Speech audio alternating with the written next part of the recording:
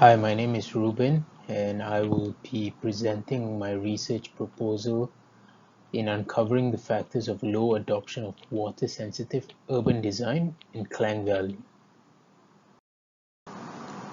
As you can see in this slide, we can see that one of the roads in Malaysia, Jalan Parliament, experienced significant floods during a heavy rainfall event, and this has necessitated a shift in our paradigm in terms of urban water management.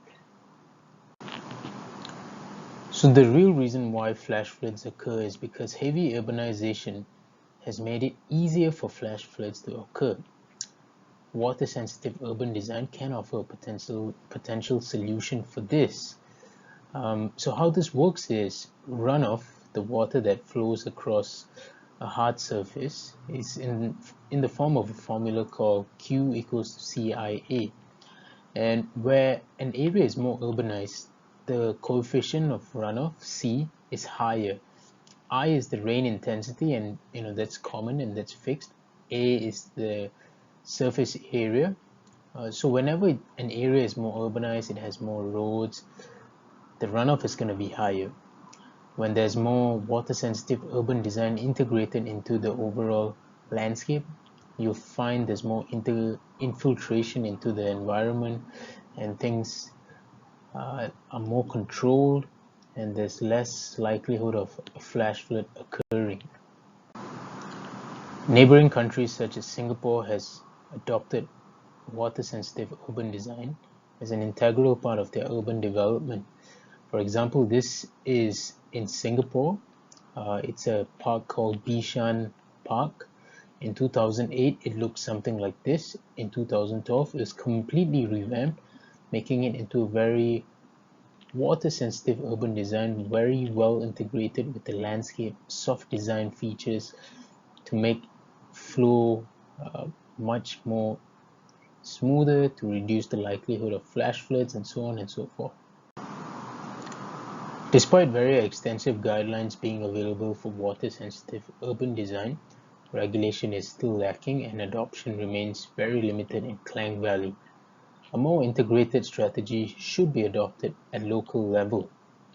In Malaysia, the Department of Irrigation and Drainage has put out significant guidelines on water-sensitive urban design. This is in the form of MSMA in its recent second edition publication. It's also worthy to note that despite the presence of these guidelines, there's also a lack of incentives and regulations compared to neighboring countries. For example, if we compare Malaysia with Singapore, Singapore has a well-established framework for water-sensitive urban design, underpinned by the Singapore Green Plan 2030 and supported by BCA Green Mark, which is the local green building certification, and the URA, Urban Redevelopment Authority. The BCA Green Mark has an index which called Green Plot Ratio, which acts as an incentive to develop water-sensitive urban design. This is to increase the amount of green space within a particular development. The URA also requires a minimum land replacement area ratio, which is equivalent to 100% of the development's gross site area, of which 40% must be softscape, which is planting and greenery and any form of green space. In Malaysia, however, based on some research, we can conclude that there's very limited coherence in terms of water-sensitive urban design. There is a national landscape policy that was put out not too long ago, but there still lacks clear direction, clear guidelines, and connection between what is put out by the Department of Irrigation and how it should be implemented. The study's significance is in its potential to guide Malaysia towards a path of sustainable development in terms of water-sensitive urban design within Klang Valley. The study is hoping to ensure sustainable urban development within Klang Valley, and this would prevent flash floods with passive water management, which will also preserve biodiversity and minimizing environmental impacts. The study will also provide some form of policy guidance in terms of water-sensitive urban design within Klang Valley, It will also point out some gaps in our understanding of public perception on water-sensitive urban design.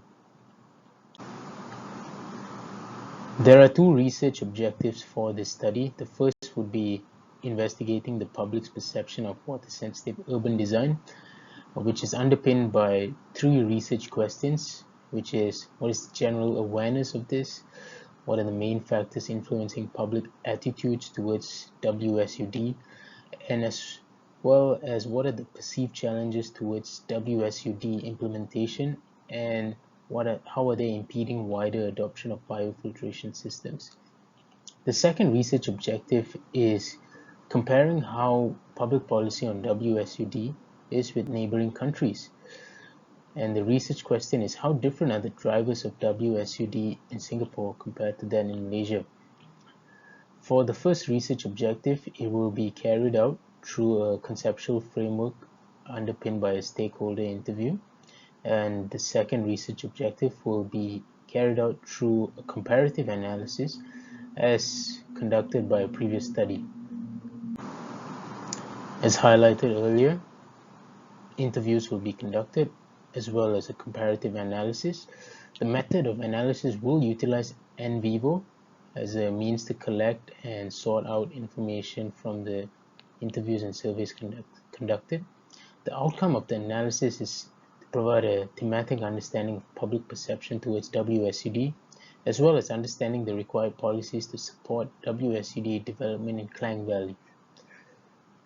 In the next slide, I share all the references that I've utilized for this presentation. I hope you have found this useful. Thank you.